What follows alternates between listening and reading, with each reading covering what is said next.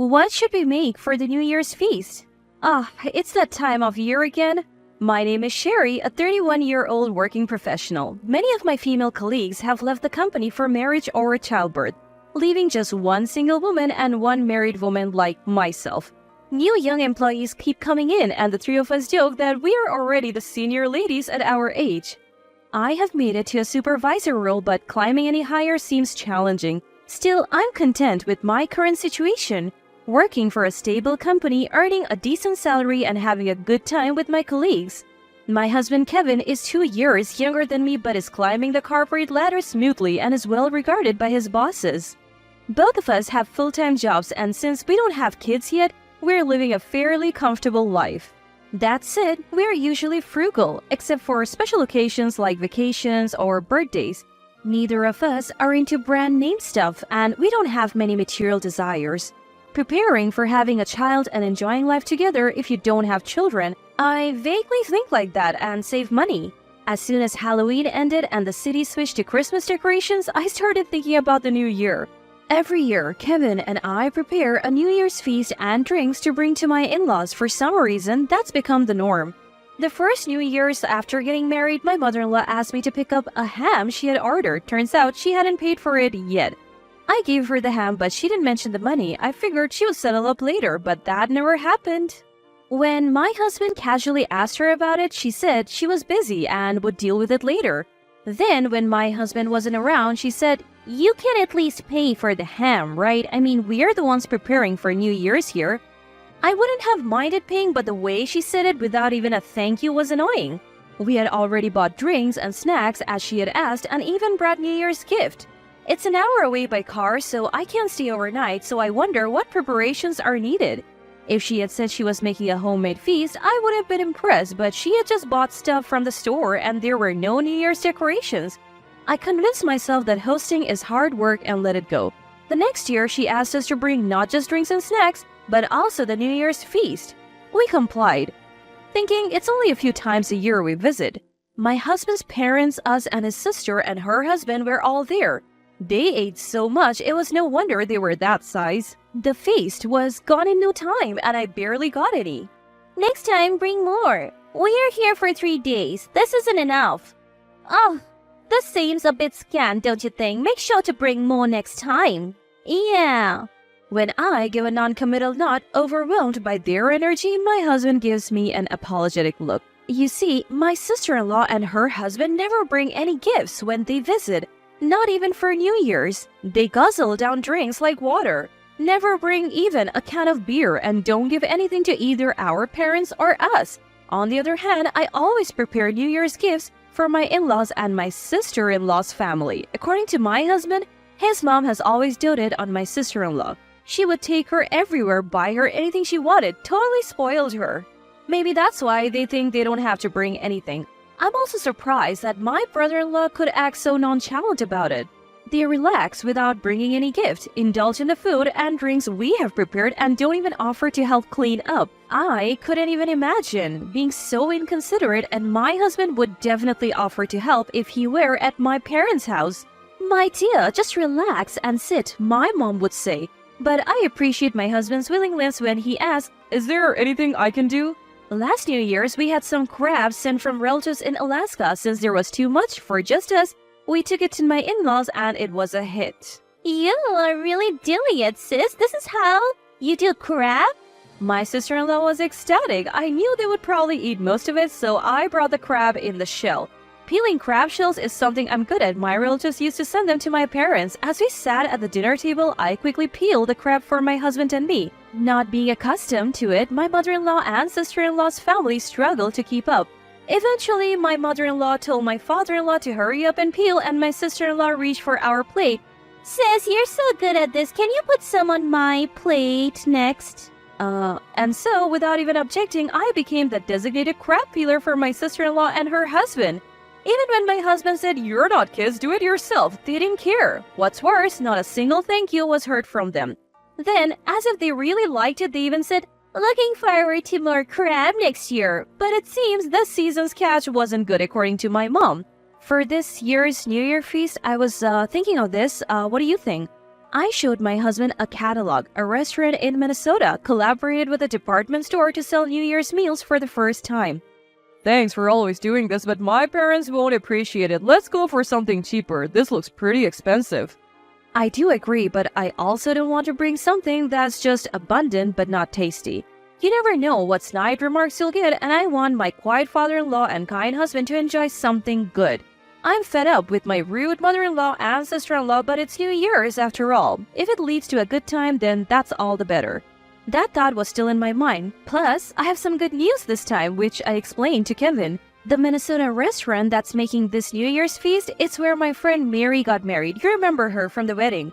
Oh, Sherry's best friend from high school. That's right, she came all the way from Minnesota. Yeah, I would love to visit her restaurant someday, so I've been wooed by this department store for 2 years to supply them with New Year's dishes. Turns out they are a bit anxious, so they're giving a 30% discount to family. Oh, really? So we're included in that deal? Yes. She said it's a special offer. Plus, it's not just about the discount, they're also looking for feedback, so we'll fill out a survey afterwards. Got it. Well, let's take advantage of that for this new year. And then it was New Year's Day. The New Year's feast, drinks and snacks were packed and ready to go. The takeout boxes for the New Year's feast were nearly twice the usual size. When Mary heard about our situation, she said they offer extra large boxes. The whole thing weighed almost 13 pounds. Even loading it in the car required some care. Last year, we got stuck in a traffic jam, so we decided to leave early. The roads were empty, so we arrived sooner than usual. As we rang the doorbell, my father-in-law came out to greet us. We said our New Year's greetings and went inside, but my mother-in-law was nowhere to be found. My father-in-law said apologetically, "She might still be sleeping. I did call her, but she didn't come down. Is she feeling unwell?" No, that's not it. It wasn't the crack of dawn or anything, but here we were, ready to celebrate New Year's. And she's still sleeping after telling us to prepare all this? I couldn't help but be annoyed. It's more frustrating than frustrating. We exchanged glances and sighed, deciding that complaining wouldn't help. I took over making the coffee from my father-in-law. I knew where everything was because my mother-in-law always asked me to do it. My sister-in-law probably had no idea. My father-in-law was different from my mother-in-law and sister-in-law, much calmer. Talking to him was comforting. My kind and soothing husband must take after him. They looked alike when they smiled too. As we enjoyed tea with my husband and father-in-law, I felt at ease for the first time at my in-laws. That's it. I decided to let my father-in-law, who rarely eats properly, enjoy the New Year's feast. I began to unpack the takeout boxes. My husband seemed to catch on and brought plates. This year's spread looks luxurious, Sherry. I'm sorry, you're always the one doing all the work. Don't worry about it, father-in-law. This is the New Year's feast from a restaurant in Minnesota. Wow, that's exciting. With all this food, I'll have to give you a proper thank you this year. Huh? Both my husband and I blinked, not understanding. Uh-huh? My father-in-law looked back at us, equally puzzled. About 10 minutes later, Oh, Kevin, you're already here? we heard heavy footsteps on the stairs and my mother-in-law appeared. She looked even larger than when we had seen her last summer. We were in the middle of New Year's greetings when we heard a car pull up. Seems like my sister-in-law and her family had arrived. Mom, we're here. My stepsister burst through the front door with enthusiasm. Happy New Year! Even though I greet her, she ignores the New Year's pleasantries and says, Hey, you bought it this year too, right? She looks at me with sparkling eyes. I bite my tongue, wanting to say a lot and turn my attention to the New Year's feast. This year, I ordered some special New Year's dishes like Willy Bird turkey from Minnesota. As soon as I say that, both my mother-in-law and stepsister let out a disappointed, "What?" No crab, it's New Year's, so of course there should be traditional New Year's dishes. What about crab or oysters? I'm stunned by her words. I have gone to great lengths to prepare this and not even a thank you. I have chosen quality dishes for the New Year's feast. Plus, I have even upsized everything because you all eat so much. My patience is wearing thin, recalling my earlier conversation with my father-in-law. Before I can retort, my sister-in-law plops down and starts eating from the plate I had set aside for my father-in-law, saying, Well, I'll give it a taste test for now. Her husband sits next to her. Is the concept of manners foreign to these people? Let's dig in. It looks delicious. My mother-in-law follows suit. This roast turkey is yummy. The lobster is huge too. Not bad at all. They devour the food at an incredible pace. Dad, Sherry, let's eat too? My husband suggests, so I decide to calm down for now. My father-in-law hasn't started eating yet, and I want him to enjoy the food before it's gone. I also want to share our impressions with our close friend Mary. As I reach for the roast turkey, my stepsister snatches it away. Hey! I've told her countless times not to take other people's things, but she never learns. Well, I don't think so. Are you hungry too, sister-in-law? But I'm definitely not sharing this turkey. You broke your promise to bring crabs, so it's only fair. My mother-in-law just laughs along. Snap! Something inside me just broke. Really? Is that so? Enough. I'm not feeding these people anymore. Just then, a moment before I could move, my husband said in a rare, intimidating voice, Enough is enough. Startled by his tone, my sister-in-law hesitated for a moment. Let's go, Sherry. He began to pack up the takeout boxes. He started putting the food, which had been laid out on large plates for easy access, back into its original containers.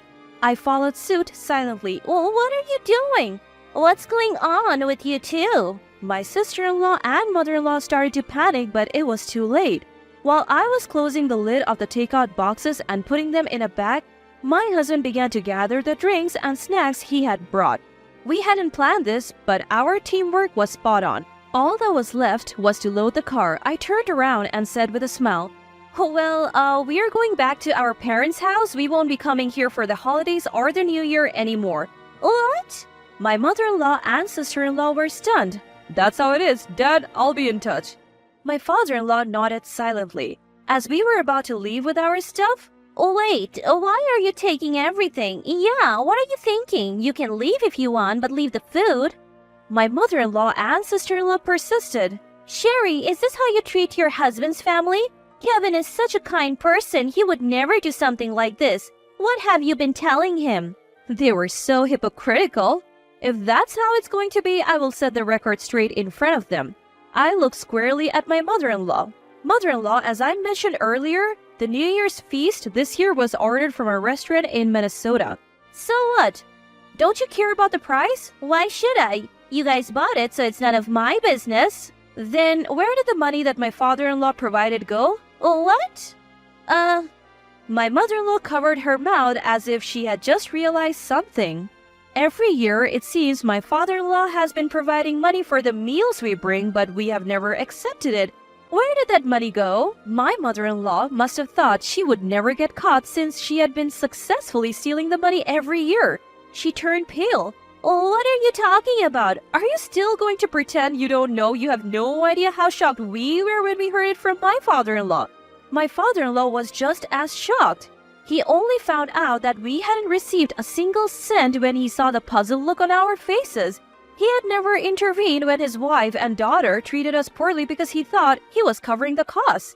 Even though we brought the food, my mother-in-law and sister-in-law ate it with such arrogance. My father-in-law didn't say a word because he thought he was the one paying for it.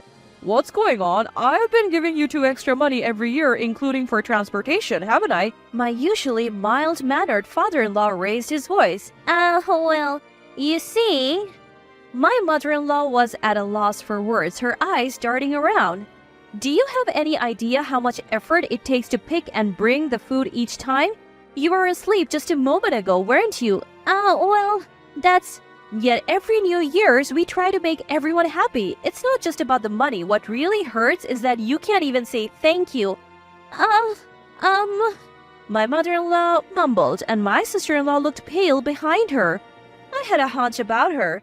You knew about the money Dad prepared, didn't you? In fact, you have been using it for yourself.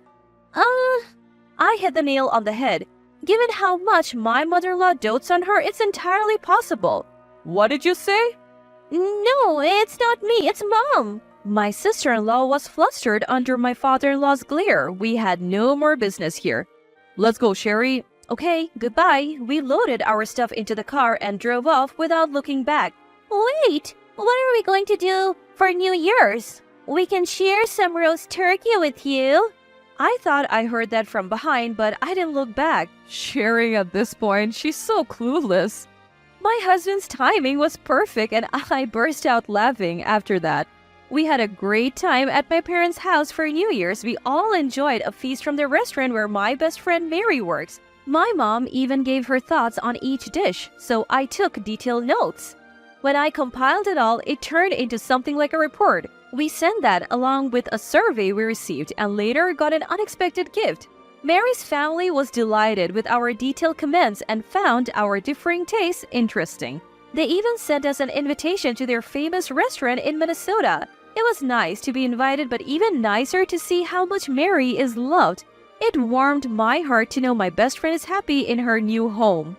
As for my husband Kevin's family, my mother-in-law had indeed been using the money from my father-in-law for herself. She told him she had given it to us, and she and my sister-in-law had been enjoying lavish lunches at fancy hotels. Most of it seemed to be spent on extravagant meals. And get this, more of my mother-in-law's financial misdeeds came to light, and that gentle father-in-law of mine was furious.